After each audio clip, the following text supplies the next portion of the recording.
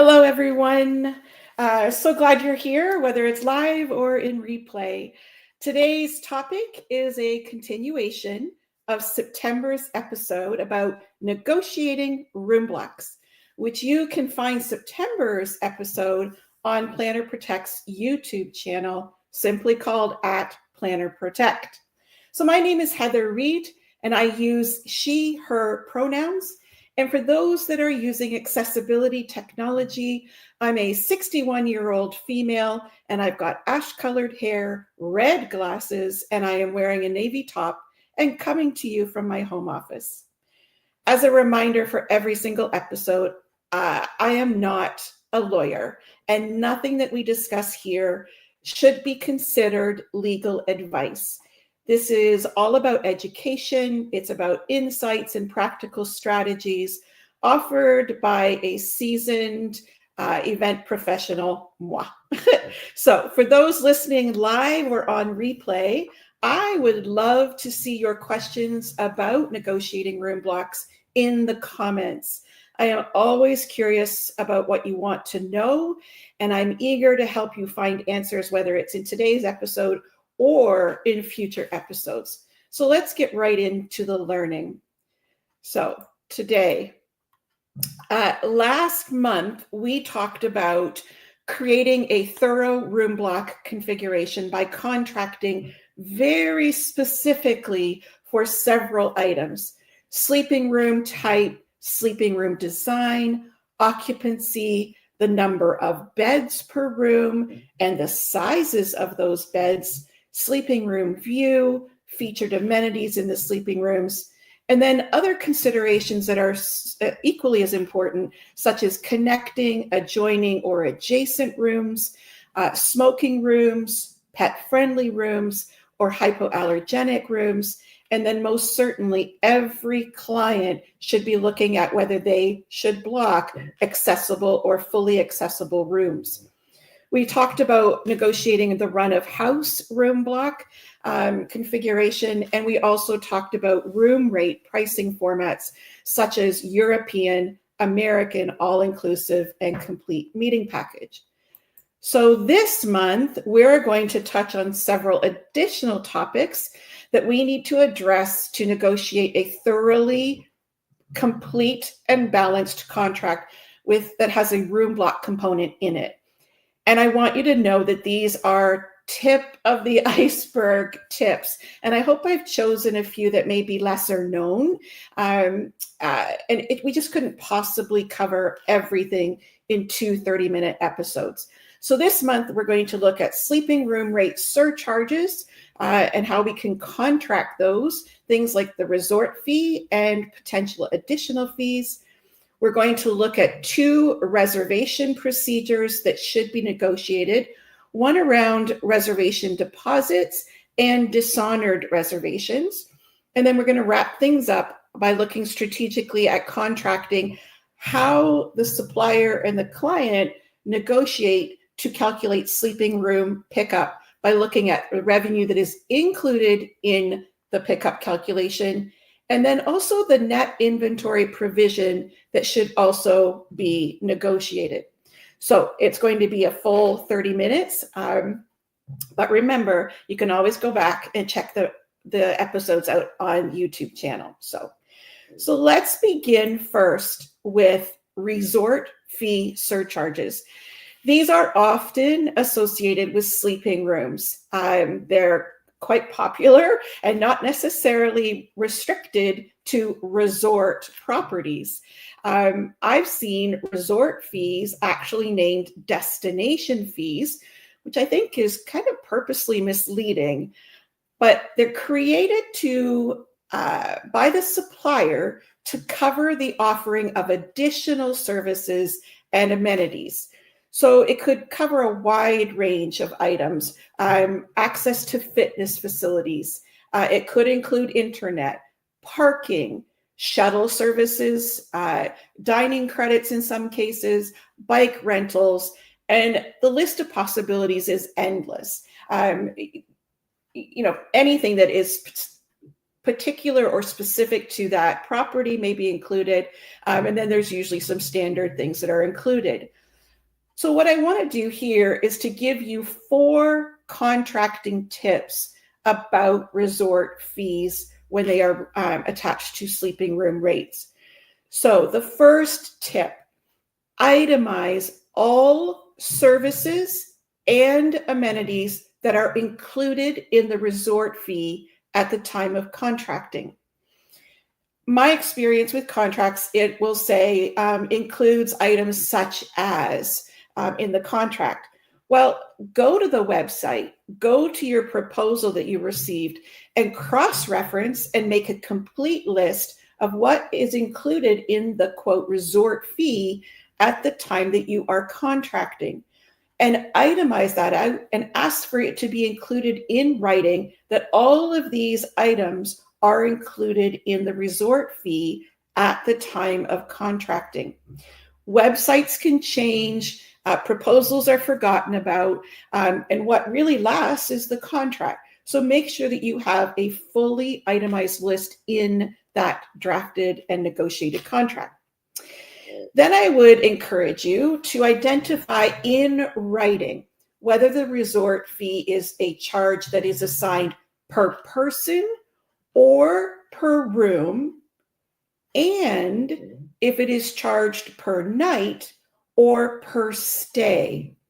So there's a couple of different variables. You could have, it's assigned per person or by the room. So if you've got 3 people, it could be 3 different resort fee charges, or it could be one charge that covers 3 people in the room. And you also want to specify, is it per night charge or is it for the entire duration of their stay? And I would add here that you also want to negotiate that it would be for their pre-event and post-event night stays as well. The third tip is to identify in the negotiated contract whether the resort fee is fixed, so it's locked in, it's not going to change, and it's locked in at the time of signing, or if it will be whatever is the current rate at the time of the event. I would encourage clients to do their very best to get it negotiated, even if it is to the year prior to your event. Identify in writing if you've been able to negotiate a discounted or a reduced resort fee, and also have them include what the original amount was. The original amount, the dollar value. So you're showing both the reduced rate and the original rate. And then if you've been able to negotiate that the resort fee has been waived, then also get that in writing. When a contract is silent about something, that doesn't mean that you've been able to negotiate it out and it's not applied. You need to specifically put in the resort fee has been negotiated to be waived. And then again, I like to put in the original resort fee amount. And then the final tip around resort fees and negotiating is identify how changes to the inclusions that are in the resort fee are going to be communicated to the client, and then how the supplier will compensate the client if there are significant negative changes to the amenities and the services included. So if you think about, something that would be contingent to, you're choosing a property, maybe it's complimentary access to the golf course. I don't know. But then they decide, no, the resort fee no longer includes complimentary access. Well, first of all, you have it documented that there was complimentary access. But if they choose not to honor that in the resort fee, then how is the supplier going to compensate you, the group, for this change in resort fees? And then how is that going to be communicated to you and when? Okay. All right. Then we get to some additional potential fees or surcharges. Now, this looks like a lot. Just take a snapshot of it. I wanted to highlight some of the more common ones, and perhaps there's one or two in here that you haven't thought of before. And I'd also encourage anyone listening to throw it into the comments if you have seen an additional charge that's not on here. There's lots of them, and every planner should be creating a master list of things that are potential charges. So I would say first, if a charge that you see referenced here or somewhere else is not referenced in your negotiated contract, then specifically mention it that these charges will not be created after contract signing, or that the client will not be responsible for creating sleeping room related surcharges after contract signing. So here we have things like parking. Is it self-parking, valet parking, unattended parking? Is there long-term parking? Make sure all of those are identified and have prices per day or per stay, or that they are complimentary. Porterage or bell service. Is there a fixed fee for transporting individual guests' luggage to and from their rooms? Or is that a voluntary gratuity to the bell person? Is there a fixed fee for group arrivals? And is it charged to the guest or is it charged to the group? You want to get those things itemized and clarified.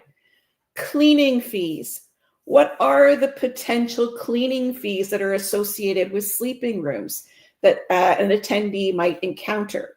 I can think of smoking in a non-smoking room, excess garbage, destruction of property.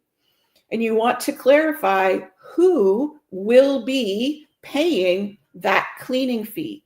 I have seen in contracts that regardless of who pays the room rate, that the group assumes the responsibility for cleaning fees.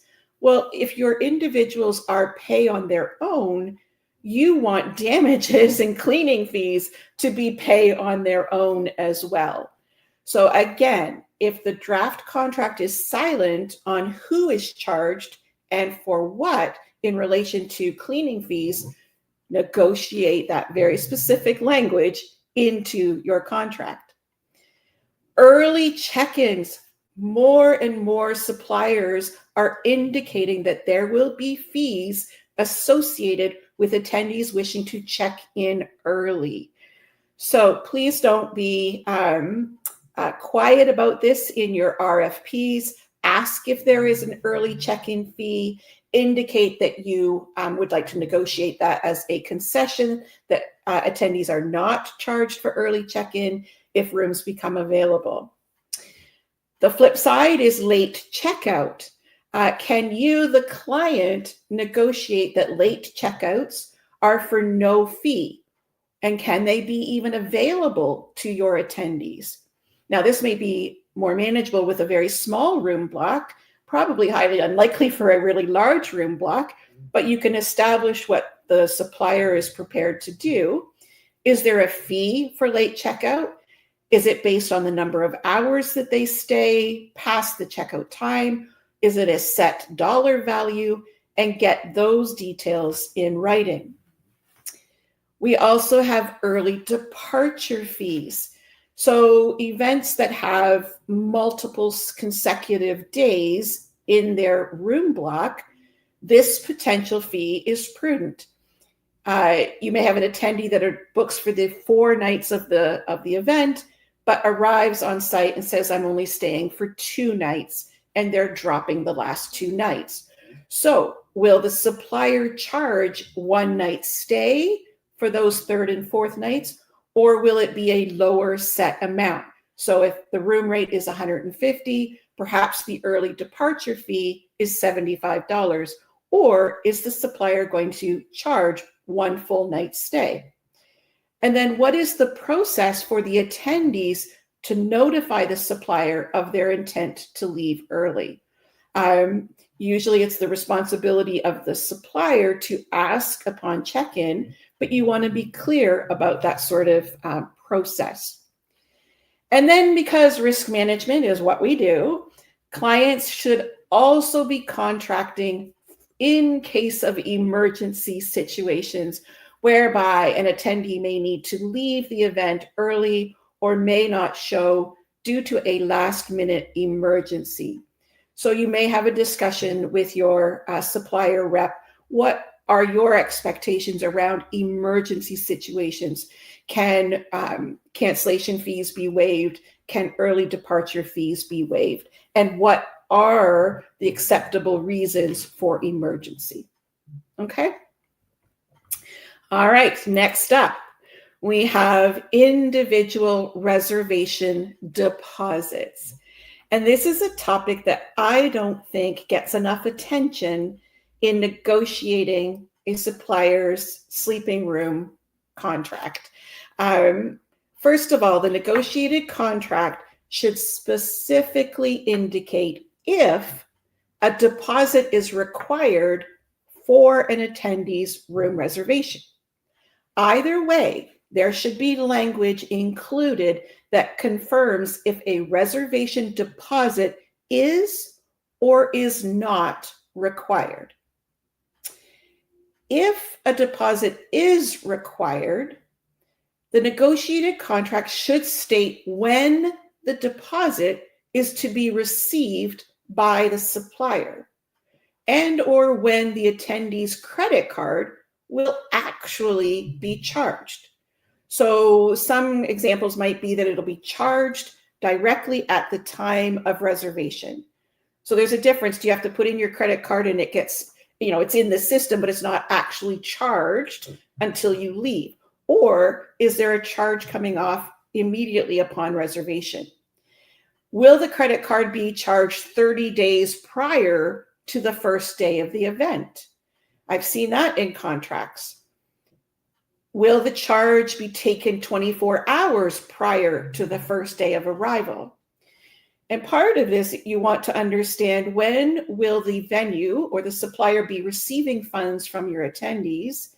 And you also want to do your due diligence in informing your attendees as to the process of deposits. Next, a typical deposit equals the first room night's rate and then the taxes. Some suppliers will process the entire stay. So if you want clarity on that, which I would think you would, you want to state, is it going to be one night's room rate, or is it going to be all 4 nights that are charged as a deposit to the attendee's credit card?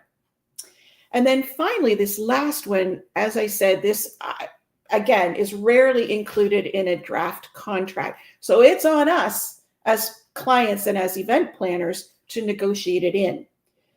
We should actually be negotiating that all individual reservation deposits that are paid or processed are fully refundable to the individual in 2 cases.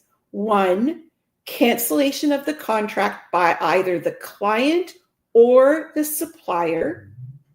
So in either case, whether it's a voluntary cancellation by the supplier or the client, if individuals have made reservation deposits, they've actually been charged, those need to be refunded immediately.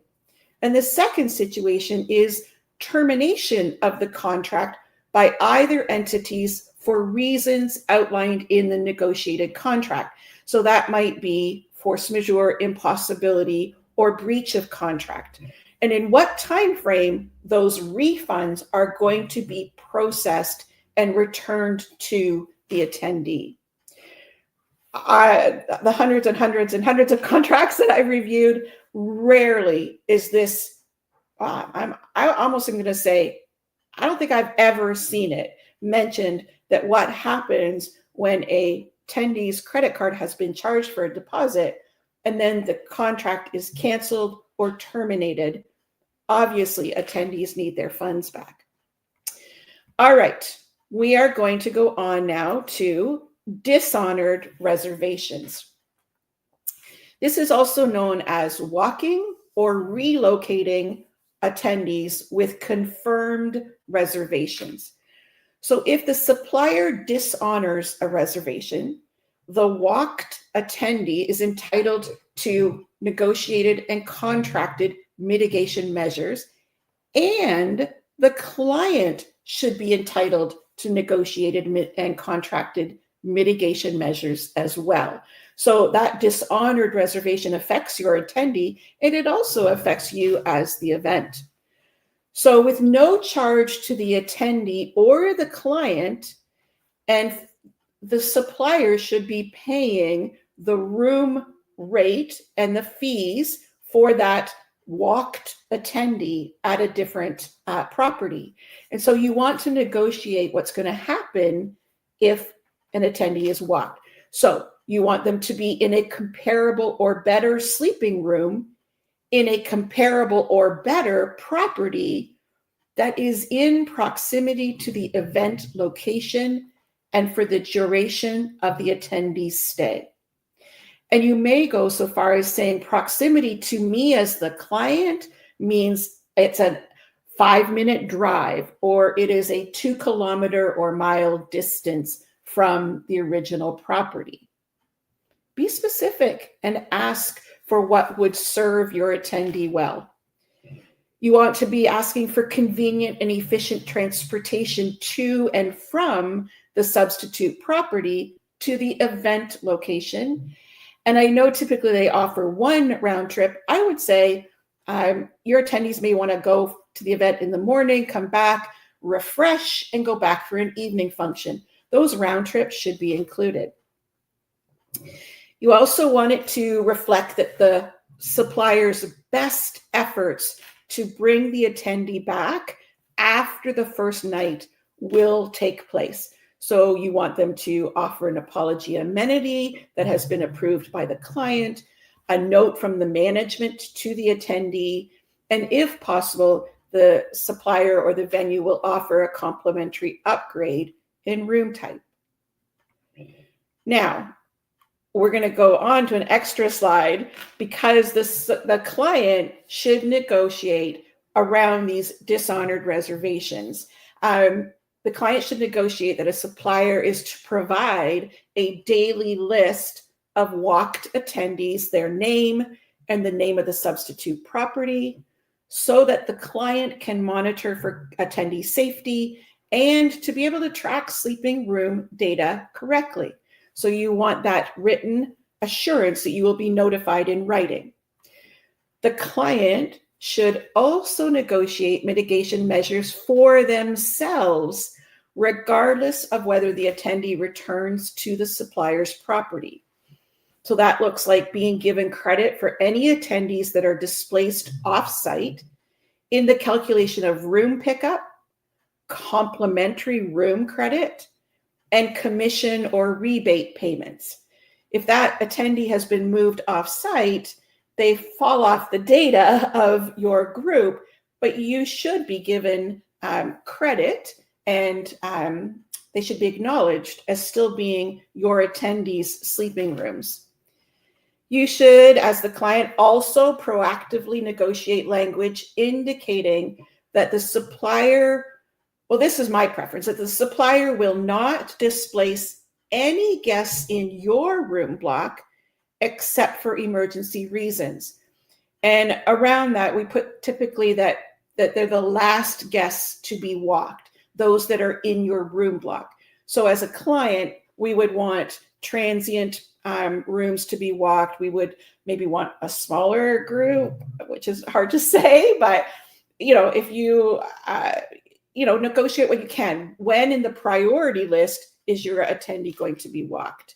And if you're not able to negotiate that, then negotiate that the supplier will not displace attendees on your master account except for emergency reasons. So typically those might be your staff, they may be your VIPs, your speakers, your board. And then along with that is, if it becomes necessary, that the supplier will consult with the client, their contact on site, to be able to prioritize. Maybe it does make sense that the staff will go to another property and leave attendees and master account folks on site. All right. Then we get to sleeping room pickup and the calculation of the room block, and all of the things that are outside of the room block, if you will.